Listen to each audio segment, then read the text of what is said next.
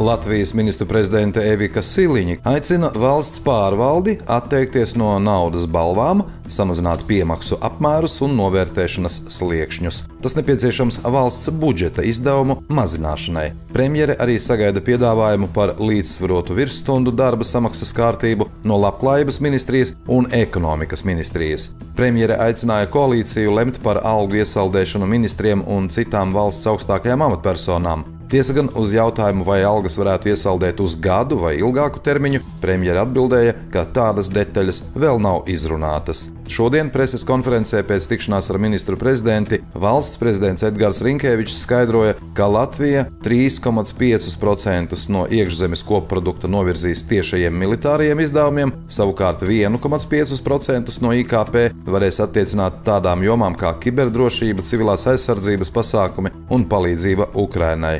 Jāatzīmē, ka 5%, jeb 1/20 daļa no iekšzemes koprodukta, ir apmēram 1/6 daļa no Latvijas gada budžeta.